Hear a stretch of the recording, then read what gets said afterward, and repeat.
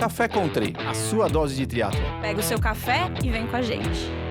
Olá, bem-vindos a mais um episódio do Café Country. Eu sou Wagner Espadoto, estou aqui com Beto Nitrini, Sérgio Gordinho Magalhães, todos ainda tentando retornar ao ritmo após as festas de final de ano.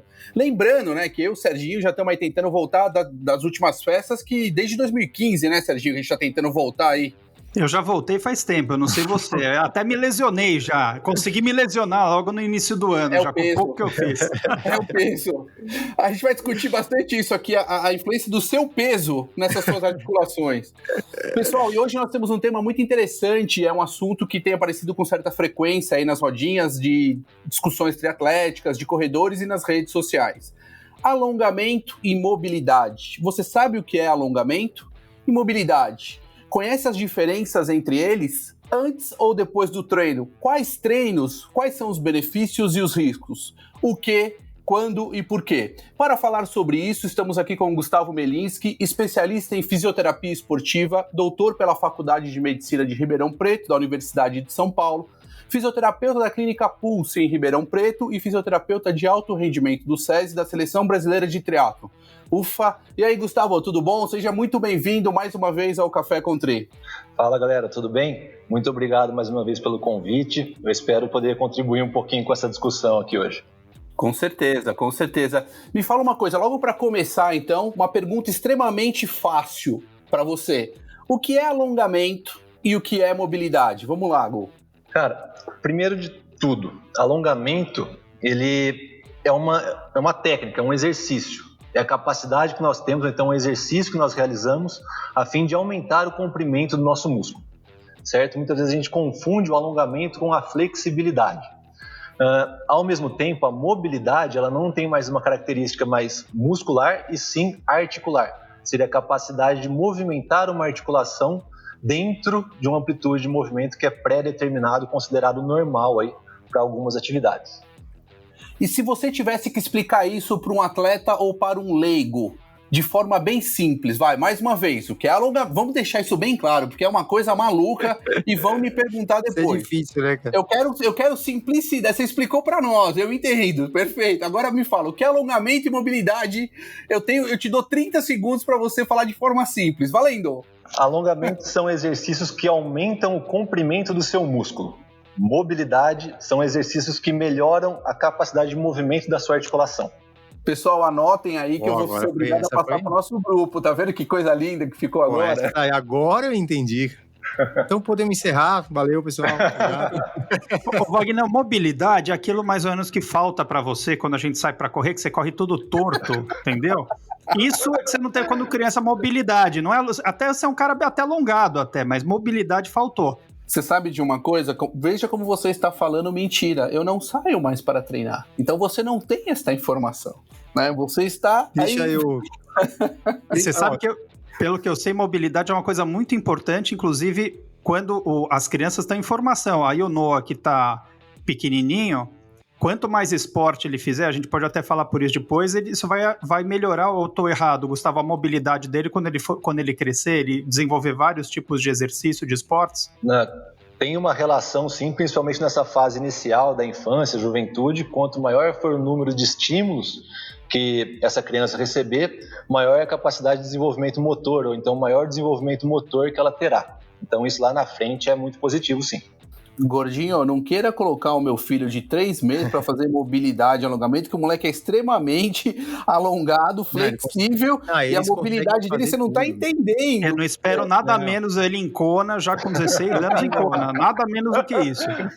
Cara, aqui tem os dois, aqui o Lucas tem 10 e o Felipe tem 7, aí eu fico fazendo exercício aqui de alongamento, né, que a gente faz aqui as coisas séries lá, eles ficam olhando e falam, pai, mas você não tá fazendo direito, olha como é, coloca aqui, ó, ele, ó. Outro dia a Monique até fez um alongamento, ela até mandou tava nas redes sociais lá de ficar na prancha e colocar o joelho pra frente, assim, sabe, né, abaixar o quadril. Aí eu fui tentar fazer, tô tentando fazer, porque eu tô fazendo, o Vagnão passou essa mobilidade maldita aí que tem que fazer. Aí eu tô fazendo, só que, aí eu faço, eles fazem igual, cara, só que eles fazem assim, põe o pé na orelha, né, eu não consigo. Fazem conversando, né? Vagnão, você já fez aquele exercício famoso escorpião, Vagnão? Diz pra mim, você já fez? Escorpião? Você deita no chão e fica botando uma perna para um lado, uma perna para o outro. Eu vou te contar uma coisa, depois que eu casei, nunca mais eu fiz o escorpião. Ô, Betão, eu te cortei, vai, Betão, vai, vamos seguir a pauta aqui, que senão a gente não vai parar aqui. Vamos voltar. Só pra gente, já respondeu mais ou menos as diferenças básicas entre alongamento e mobilidade, né? Então, vou pular para a próxima aqui. A gente sabe que fortalecimento da musculatura ou musculação é um chavão para reabilitação, né? Então, machucou o joelho, fortalece o joelho. Machucou o quadril, tornozelo, tem que fortalecer. O core, dor na coluna. Então, a gente sabe que o fortalecimento é importante, mas é uma parte do processo, né? Qual que é a atenção do atleta, que o atleta deve ter quando selecionar o fortalecimento, alongamento e mobilidade? Como conciliar isso tudo, né? Bom, vamos lá. Essa também. Super tranquilo, daqui a uma meia hora eu paro de falar, mais ou menos. Mas assim, o fortalecimento ele realmente é extremamente importante, tá ok? Mais do que ser importante ou não, quantas vezes, qual é o estímulo, quanto de estímulo isso vai ser aplicado, também deve ser discutido. Mas o ponto aqui é alongamento e mobilidade. O alongamento, ele é importante sim, principalmente para aquelas pessoas que não têm uma amplitude de movimento, não têm um comprimento muscular adequado. Ou seja, aquelas pessoas que têm uma restrição do seu comprimento muscular normal. Tá ok? Já os exercícios de mobilidade, eles sim são mais aplicáveis a todas as pessoas, uma vez que eles não tentam ganhar essa amplitude de movimento, então liberar um pouco mais a articulação, mas fazer com que elas se movimentem com maior facilidade dentro daquela amplitude. Tá? Quando realizar esse alongamento, quando realizar essa mobilidade, são pontos que devem ser extremamente discutidos e pensando na quantidade de estímulos, o alongamento ele pode trazer até mais malefícios do que benefícios para os atletas. Então a gente tem que ter uma certa atenção quando vai orientar e como vai orientar esses tipos de exercícios. Deixa eu só fazer uma pergunta aqui, um gancho, Serginho, depois você continua. Eu poderia afirmar que um músculo com maior comprimento, melhor alongado, ele tem o poder de gerar maior força? Não necessariamente, ele tem capacidade de gerar maior tensão. Algo que é mais alongado, imagina um elástico. Seu músculo é um elástico, quanto mais alongado ele for, mais alongado ele estiver, maior a tensão que esse elástico vai apresentar. Não necessariamente essa tensão se traduz em geração de força. Então, o maior ponto de geração de força do comprimento muscular, por exemplo, é no meio da sua amplitude, nunca na sua maior extensão, sempre na metade dele. Então, falar que um músculo mais alongado ele gera maior força não necessariamente é verdade. Agora, se eu tiver um músculo que tem restrição desse comprimento, eu também vou ter uma diminuição dessa capacidade de gerar força. Então, eu tenho que tentar encontrar o que seria o ideal de amplitude para cada modalidade, para aí sim ter um melhor desempenho de força. Ô, Gustavo, diz uma coisa, a gente escuta sempre falar desse paradigma de musculação versus alongamento. Tem gente que fala assim, alonga bastante, tem gente que fala, não alonga tanto, que é o que o Wagner está falando, porque você pode machucar, e algumas pessoas falam de quase uma frouxidão ligamentar, uma frouxidão muscular. Como é que você enxerga isso? Por exemplo, dentro do triatlon, tem que alongar? E assim, existe uma frequência?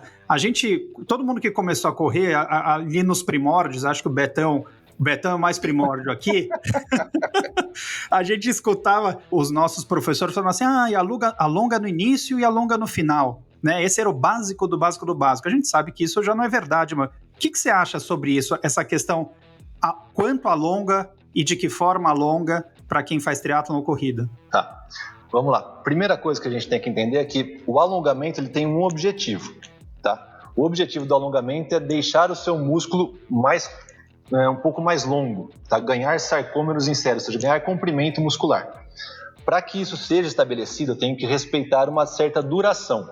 Então seriam 3 séries de 30 segundos segurando o músculo na sua capacidade máxima, quase chegando àquele desconforto. Aí sim eu tenho micro-rupturas que promovem um aumento desse comprimento muscular.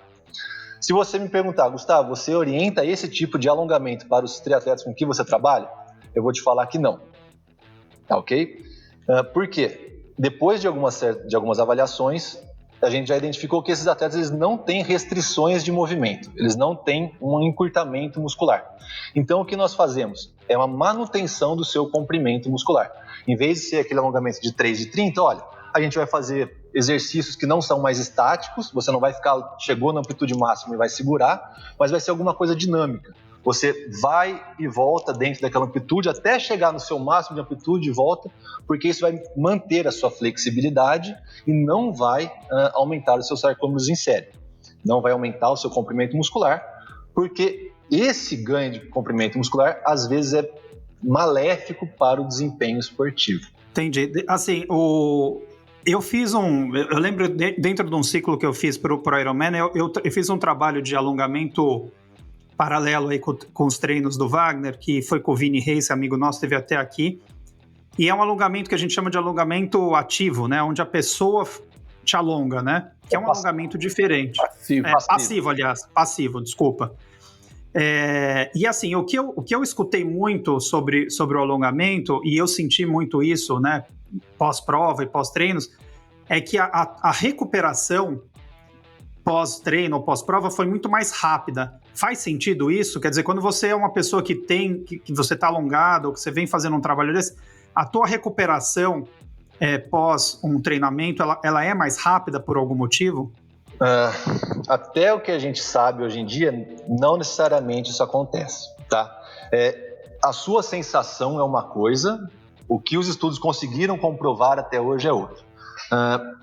A gente tem que trabalhar muito com uma coisa que é prática baseada em evidência, que os estudos conseguiram comprovar, a minha formação para aquela técnica, e o terceiro é a percepção do indivíduo.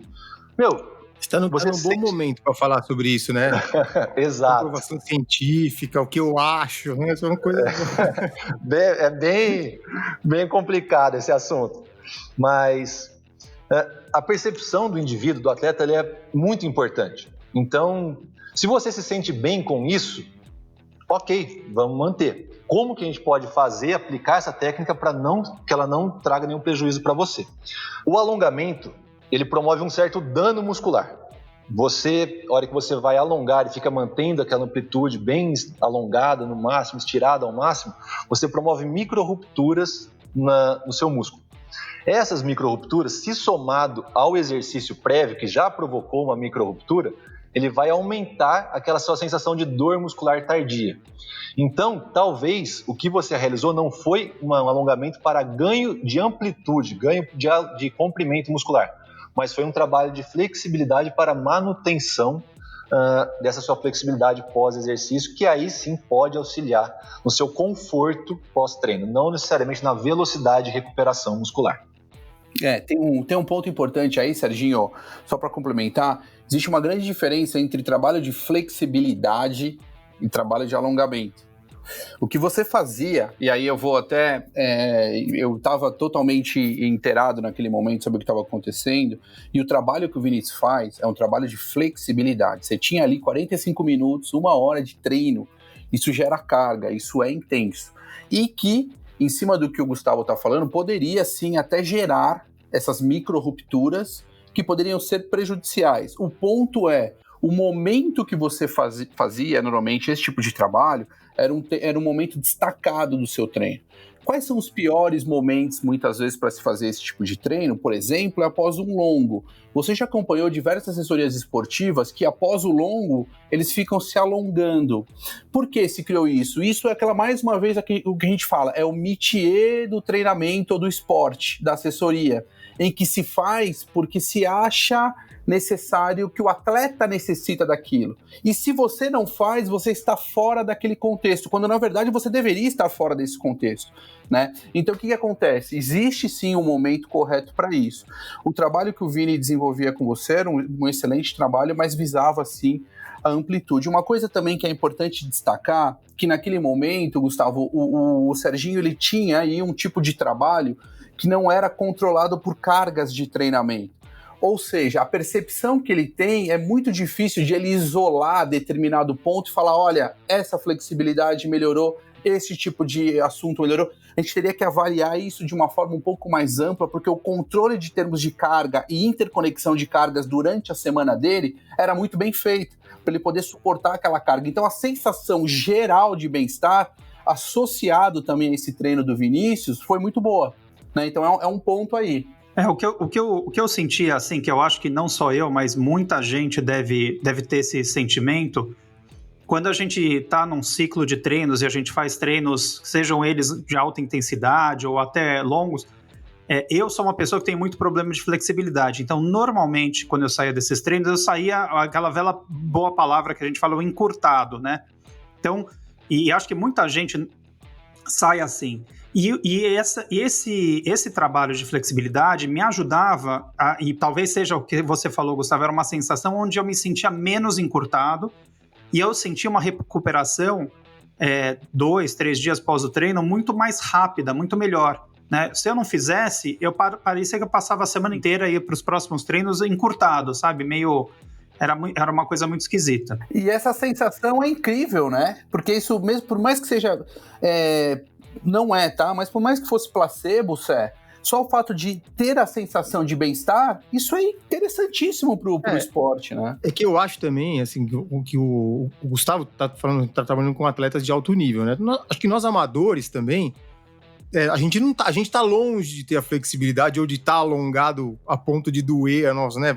Não, o cara vai alongar o máximo do músculo. A gente não alonga o máximo do músculo. Então acho que acaba sendo mais um relaxamento pós-treino do que um alongamento propriamente. A sensação de bem-estar, né? Ô, Betão, mas esse passivo que eu fazia doía, viu? Porque o cara vai... Falando de formas gerais. Olha a frase do cara. Vou te falar, até comprometedor aqui. Olha a frase dele. Eu não vou falar nada, porque eu sei que tem um monte de chato por aí que vai me atormentar. Eu vou ficar quieto. Passa para a próxima pergunta, Vagnão. Passa para a próxima. Vamos para a próxima. A próxima é minha, vai, deixa eu ir.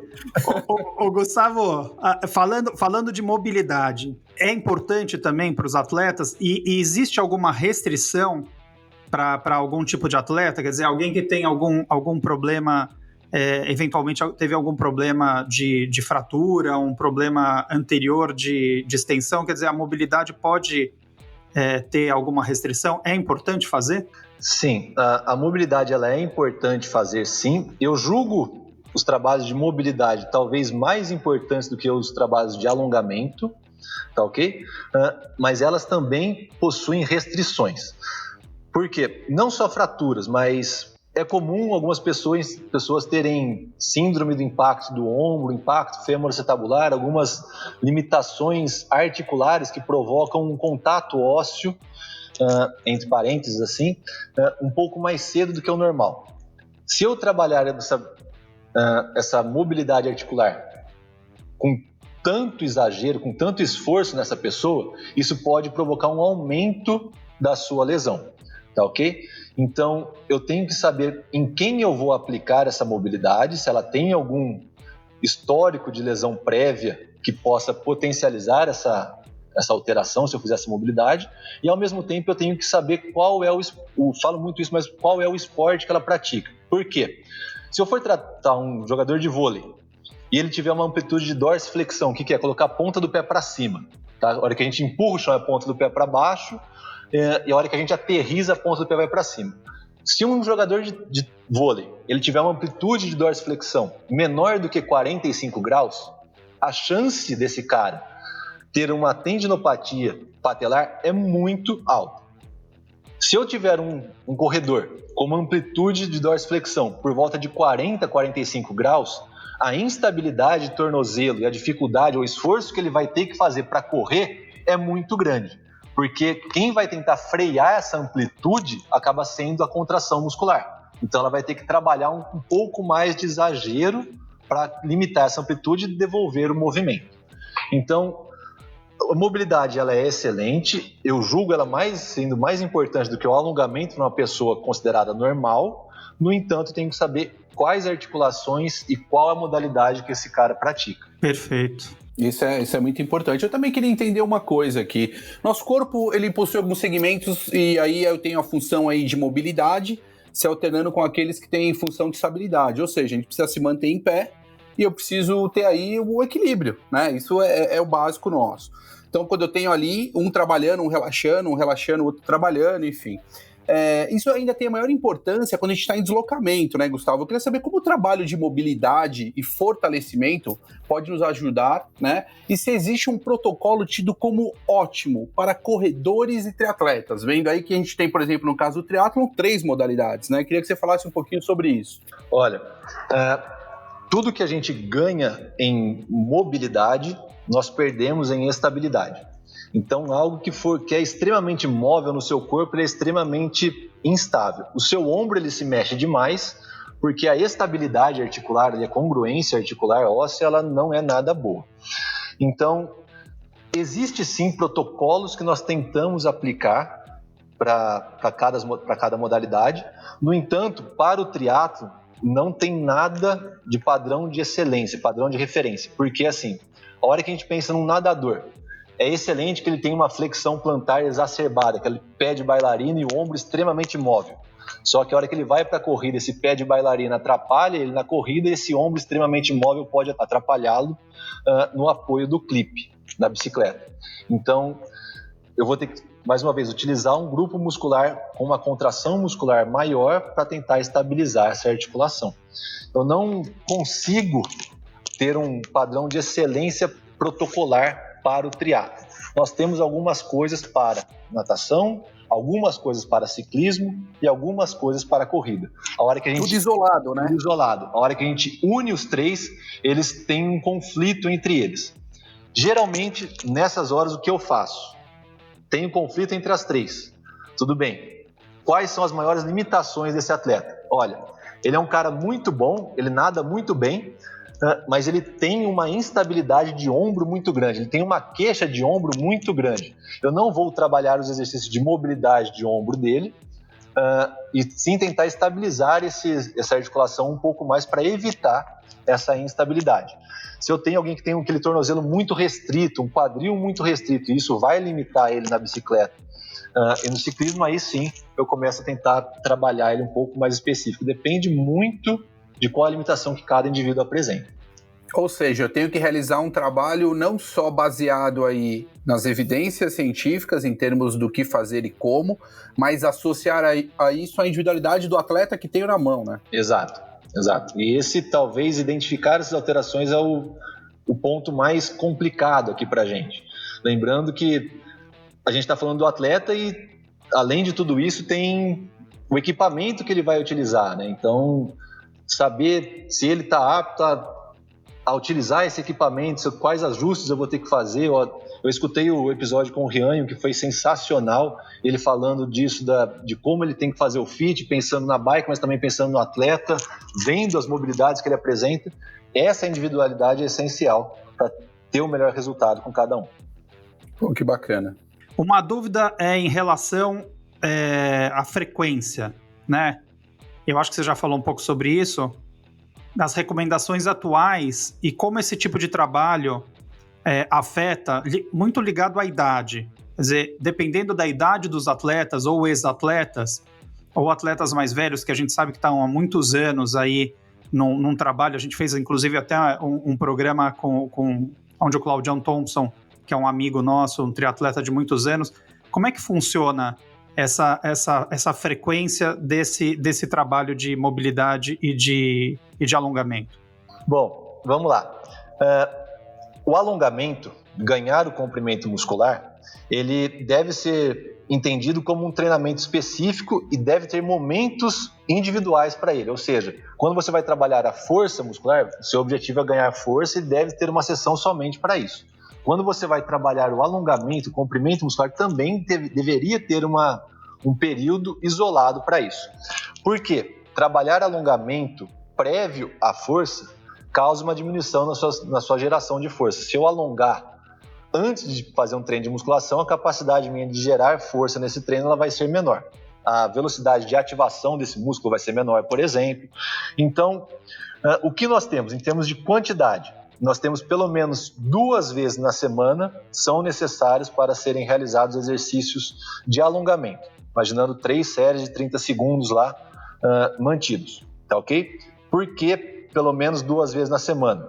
O músculo ele tem um tempo de recuperação aí por volta de 36, 48 horas. E é necessário que a gente respeite esse tempo de recuperação. Tá ok? Então, 2 vezes na semana, isolado aos outros treinos. Pensando já na mobilidade, trabalhar a mobilidade articular prévio aos treinos, coisas bem simples. Olha, vou fazer um treino de corrida, então vou trabalhar rapidamente a minha mobilidade de tornozelo, joelho e quadril aqui de uma maneira bem tranquila. Isso pode favorecer, melhorar a sua movimentação dessa articulação e aumentar ainda o seu desempenho naquele treino. Então, os trabalhos de mobilidade, com as orientações que a gente dá para o pessoal, olha, pelo menos todo treino de musculação e todo treino de pista, é ideal que eles façam um trabalhinho de mobilidade prévio para que isso favoreça seu desempenho. Alongamento, se for necessário ganho de comprimento muscular, pelo menos 2 vezes na semana, de maneira isolada. Ou seja, horários diferentes. Inclusive, é interessante esse tipo de trabalho de mobilidade, que ele ajuda também no aquecimento muscular, né? Exato, demais. Para esse tipo de qualidade, né? Eu posso realizar os 2 tipos de trabalho de forma simultânea, Gustavo? Quais seriam as indicações, por exemplo, para controle de carga desse tipo de trabalho? A gente tem isso descrito na literatura. Eu queria saber se tem, por exemplo, se a gente consegue, ou a gente conseguiria, se não controlar, impactar no nosso planejamento global desse atleta. Como que é isso? Bom, quando a gente pensa na quantificação de carga do alongamento, nós não temos isso, assim como nós temos em outras métricas. Por exemplo, eu não tenho quanto que um alongamento vai gerar de TSS para mim em um treino, por exemplo. O que nós conseguimos realizar é, olha, a amplitude de movimento prévia e depois pré e pós, né? Saber o quanto que ele melhorou e o quanto de estímulo, o quanto de tempo de alongamento que eu passei para esse atleta. Pensando em como isso pode impactar na carga global, isso entraria em choque principalmente com exercícios de força ou então de contração muscular rápida, né? O treino de alongamento ele interfere na velocidade de contração muscular e interfere também na capacidade de gerar força de um músculo. Então, quando eu opto por trabalhar o alongamento de uma musculatura, eu deveria entender que essa musculatura ela já tem uma sobrecarga e o meu metabolismo ele já está trabalhando para tentar recuperar essa musculatura desse alongamento. Se eu aplicar um novo estímulo de força, um novo estímulo de contração de velocidade de força, de contração rápida, tenho que entender que ele já tem uma sobrecarga prévia. Então, talvez um controle disso, para não gerar sobrecargas muito grandes e aumentar demais o tempo de reconstrução e o tempo de dor muscular tardia, ele se faça necessário. Entendi. Você meio que respondeu essa pergunta, ou meio brifou algumas coisas, mas eu vou entrar aqui e vou fazer a pergunta, tá? Bom, o triatlon é um esporte que envolve aí 3 modalidades, e isso também implica em diferentes gestos técnicos e em diferentes articulações, né? Veja que você até chegou a comentar sobre o ombro, e eu coloquei aqui como o tornozelo na natação, né? Que é bem desejável que seja bem flexível por conta ali da patada, da pernada, né? Mas esse atleta, quando sai da natação, ele vai correr, e aí ele precisa de uma boa estabilidade para não lesionar, inclusive produzir uma força necessária para o deslocamento. Como modular isso no triatlon? Você falou do ombro, mas como que a gente faz isso para membro inferior? Porque é um problema que nós temos aí, não é? É um problema muito grande e nós não temos, assim, pensando em orientações científicas, nós não temos o que, olha, isso aqui é o melhor a ser feito. Então, basicamente, eu vou falar de como eu atuo e de como eu criei essa minha percepção frente aos estudos que eu já vi, tá? Principalmente em membro inferior, entre trabalhar demais o alongamento ou a mobilidade ou deixar essa articulação um pouco mais estável, eu sempre opto por aquilo que pode provocar menos lesão. Ou seja, se eu trabalhar demais essa mobilidade desse tornozelo, pode ser excelente para natação. Só que 90% da propulsão da natação é do membro superior, não do membro inferior. A hora que ele sai para correr com um tornozelo muito instável, a possibilidade de ele apresentar uma lesão é muito grande. Então, o que eu prefiro fazer? Eu prefiro deixar esse tornozelo um pouco mais rígido, a ponto de não provocar lesões na corrida, ao invés de deixar ele tão flexível a ponto de trazer benefício na natação. A minha opção é sempre aquilo que vai provocar menos lesão para o atleta. E tem um problema aí, né? Porque você veja que nós temos atletas de triatlon oriundos da natação. Sim. E aí a gente até brinca que é o lagarto engessado, né? Que fatalmente ele vai se machucar algumas vezes quando vai pro alto nível, né? Exato. Nadador, ele é muito bom nadando, né? Alguns aprendem muito bem a pedalar, outros aprendem a correr muito bem, mas a hora que a gente pega da maior porcentagem de nadadores, a maior parte deles parece, inclusive eu, a hora que eu tento aprender a correr, eu pareço um pato correndo, né? Aquela coisinha meio travada, não impulsiona completamente, então a mecânica ela é bem complicada realmente. Ao mesmo tempo, quem corre muito bem talvez tenha um pouquinho mais de dificuldade na natação, então elaborar um pouquinho o trabalho para alcançar um equilíbrio é o melhor que a gente pode fazer, talvez. Sem dúvida. Ou então vai pro triatlon, né? Que aí você pode ser ruim nas 3. Que beleza. Que é o nosso caso aqui, né? É o nosso caso, pô. Aí, nosso caso aqui. Vem pra cá que a gente te abraça, pô. Você não sabe nadar, não sabe correr, não sabe pedalar. Vem pra cá, pô. Pula que a água tá ótima. Quem falou que não é democrático, né? Ô, Gustavo, depois, antes de acabar, você passa pro Wagner. Você lembra quando a gente entrava, já que não tá podendo viajar, fazia aqueles exercícios de alongamento no avião, sentado? O Wagner, ele precisa de uns pra fazer na poltrona do escritório aí. E que não saia da poltrona, diga-se de passagem. Ô, Gustavo... A coisa que eu mais escuto todo mundo reclamar, assim, é de mobilidade de quadril, né? Sim. Você diz, não, a mobilidade do quadril, tem que trabalhar o quadril. É uma reclamação até recorrente, né? Que eu tava conversando até com o meu fisioterapeuta outro dia.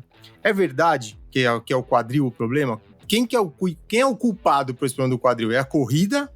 É o ciclismo? A musculação? Ou é a idade mesmo que vai piorando com o tempo? Você sabe que esse assunto de idade muito interessa o Beto. Sim, veja que tudo é voltado pro... idade, tem interesse... O cara já entrou na sessão geriátrica aqui, já. Pô, Beto, a idade, ela influencia sim, cara, tá? Ela influencia na velocidade de recuperação, nas mudanças que nós temos fisiológicas no corpo, mas a gente não pode justificar todas as limitações através da idade, tá bom? Pensando em limitações do quadril, e os principais fatores causais são realmente o ciclismo e a corrida, tá ok? Sendo a corrida talvez o maior deles, tá? O quadril, ele tem um movimento um pouco mais limitado, vamos dizer assim, no ciclismo. Ele simplesmente faz um movimento de flexão e extensão. Nós evitamos movimentos de abdução, adução, rotação lateral, rotação medial, coisa que na corrida ele precisa fazer para se adaptar ao solo, para não ter entorse de tornozelo, de joelho. Então, a corrida ela acaba provocando um aumento das ações musculares da região do quadril, e isso pode levar sim a hipomobilidade. Tá, ok? O trabalho dessa musculatura, dessa mobilidade articular e também da flexibilidade muscular, ela é extremamente importante para a musculatura do quadril, não só para evitar lesões do quadril, mas também para evitar queixas, dores na região da coluna lombar e também na região do joelho. Muito bem. Eu acho que essa pergunta aqui a gente vai direto pro Roda Presa, porque... já falamos tanto A gente já falou sobre essa questão do equilíbrio, de como equilibrar os pratos entre o alongamento e mobilidade. Acho que o Gustavo já falou super sobre isso.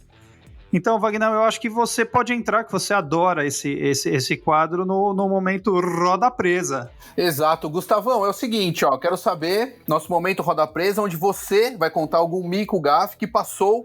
Em prova você ainda não fez, mas simulados e treinos sim. Abre o seu coraçãozinho aqui para nós e conta qual foi o momento perrengue, mico, gafe que você cometeu. Cara, até hoje eu fiz, acredito que 2 ou 3 simulados assim de triatlo, né? E a gente está conversando sobre alongamento, mobilidade, flexibilidade. E até então eu tinha feito algumas transições, nada tão absurdo. Uma vez eu fui fazer um simulado na AFA, em Pirassununga, né? Minha família é de lá. Fiz um simulado numa distância como se fosse um olímpico, saí para pedalar, super bem para minha condição, super tranquilo. E eu sempre vi em prova o pessoal saindo da bike, começando a correr todo travado, meio que jogado para frente, sem conseguir estender. Eu falava, pô, tem que trabalhar certa flexibilidade, certa mobilidade. A hora que acabou a minha bike, eu fui descer e fui colocar o tênis para sair correndo, eu não conseguia olhar para frente, assim, eu ficava olhando para o chão e demorou coisa de 1,5 km, 2 para o negócio começar a ficar um pouco mais confortável. A soltar, né? É incrível. Exato. E essa foi talvez a minha maior gafe como triatleta iniciante no talo aqui, mas foi uma experiência muito importante para eu saber o que os triatletas passam e talvez como eu consigo melhorar isso, o que eu preciso fazer para melhorar essa sensação nos triatletas. Essa foi a minha maior dificuldade no começo e hoje talvez é o que eu consigo realizar com o menor desconforto desde então. E demais. Tá light esse roda presa aí, perto do que a gente já escutou aqui, vou te falar, viu? Foi muito suave. Máximo um freiozinho pegando, né? Você não precisa, Gustavo, você não precisa aqui falar nome de atleta, de aluno, de ninguém. Mas assim, tem alguém que você já passou na tua mão que você fala assim, puta, eu passei pro cara fazer um negócio, o cara fez um roda presa aqui, ele fez outro, tem alguma coisa que você lembra que o cara fez confusão? Puta, cara, não, sem ser meu tem pra caramba. E tem um assim que a gente já discutiu isso com ele, hoje é motivo de risada, mas assim, tênis tecnológico, todo mundo gosta, todo mundo adora, é bonito, impulsiona, faz isso, faz aquilo. Uma vez eu até fiz um post falando sobre isso, deu uma discussão lá no Instagram, que eu falei, nossa, não vou mais nem tocar no assunto, mas nós estávamos com a seleção, a atleta de seleção brasileira, na preparação para os Jogos Pan-Americanos. Em um treino, determinado atleta estava utilizando o tênis com placa de carbono da Nike, e esse tênis ele teve uma falha na palmilha, essa palmilha soltou, ele causou uma bolha muito grande no apoio do antepé desse atleta. Então foi aquela dificuldade para tentar recuperar e tudo mais. Isso faltando, sei lá, 10, 12 dias para os Jogos Pan-Americanos. Tudo bem, ficou subentendido que, olha, machuca o seu pé, você não consegue correr, não vamos utilizar esse tênis na hora da prova. Acabou que na hora da prova o cara foi para a prova com esse tênis, estourou uma bolha de novo, limitou o desempenho dele de novo na prova. E aí o resultado que nós esperávamos foi muito bom, foi excelente, mas poderia ter sido melhor. Então, é triatleta de seleção brasileira, mas teimoso do mesmo jeito. O que você falou agora, nego vai buscar essa informação de qualquer jeito para saber os nomes, e não são muitos, é fácil. O cara, Serginho, não só entregou o atleta, como acabou com o possível patrocínio da Nike para o programa. Isso é que eu falei para ele não falar nomes. Agora, ô Wagner, tem uma coisa, viu? Não adianta ver que você já quer comprar um tênis de carbono. Tênis de carbono tem limitação de peso, viu? Que nem roda de carbono. Acima de 100 quilos não pode usar tênis de carbono, nem roda de carbono. Não adianta você ir lá. Não, ele tem limitação de peso e preço, porque é caro que é uma desgraça isso. Fica tranquilo, Serginho. Eu acho que a Erika tá aqui com a gente, é isso que eu tô entendendo. Ela entrou pra finalizar o programa aqui, vamos ver. Você sabe que eu tô aqui, tô rindo bem quietinha. Erika, eu quero saber o seguinte, pra fechar agora, eu queria saber das nossas redes sociais. Ai, de novo, você só me dá esse papel, Wagner. A Erika foi contratada. É assistente do Gugu aqui. Que coisa horrível, gente, que machismo. Pode parar. Não, pode parar. A Erika estava trabalhando no desenvolvimento do pequeno Noah. Exatamente. Você estava cuidando da mobilidade do Noah e o Wagner não fica aí tirando sarro. Pois é, vamos falar de mobilidade de bebês que muito me interessa aqui. Brincadeira. Ô, Gustavo, só entrando para dar oi, tá? Prazer ter você aqui de novo. Muito obrigado. Vamos finalizar já, pessoal? Vamos, assim? Vamos esperando você, Branquinho. Esperando você. Galera, sigam a gente lá no Instagram, nas nossas redes sociais, @Café com Triatlon, e lembrem-se que vocês podem ouvir o nosso podcast em todas as plataformas. Quais são as plataformas, Erika? Apple, Spotify, Google Podcasts, Deezer. Entre outras. Entre todas as outras. Gustavo, a gente queria agradecer muito, sempre uma aula falar com você. é de grande valia aí, acho que para todo mundo, que nós aprendemos e o pessoal também que gosta muito quando você vem participar do nosso programa. Muito, muito, muito obrigado, viu? Obrigado mesmo, foi nota 10, cara. Gustavo, quer deixar o seu Instagram, seu site? Fica à vontade aí. Cara, o meu Instagram é melisque_físio e lá eu tento passar um pouco da rotina de fisioterapeuta de triatlon especificamente, né, dos triatletas da seleção brasileira, da equipe do SESI, e também algumas estratégias de prevenção de lesão, mas confesso que eu fiz alguns posts ano passado, deu algumas discussões com algumas pessoas um pouco fanáticas e dei um tempinho aí, mas eu pretendo voltar. Vai dar certo. A gente sabe como é que é, Gustavo, fica tranquilo. Tem uma pessoa no grupo que a gente conhece aqui que é meio polêmica, né? Fica tranquilo. Gustavo, eu vou só contar um segredo pra gente finalizar. Esses caras não deixam eu falar 99% do que eu penso. Isso aqui é uma censura. Eu não ia falar, eu vou falar. Isso é mentira. Você fala tudo o que você quer, tudo o que você quer. A gente edita tudo que a gente não quer. Por incrível que pareça, depois a gente edita. Por incrível que pareça, os nossos programas, eles são pouquinho... O Doriva tá aí. Doriva, você tá... Entra agora, Doriva, o nosso incrível produtor aqui. Doriva, você tá por aí?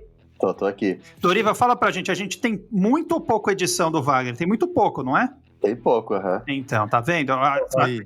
Isso quer dizer que você tá mais educado, você tá... Ele foi doutrinado já, Serginho. Foi doutrinado. Obrigado, viu, Doriva? É porque a gente tá educando ele aqui. Eu tô com coleira, gente, coleira.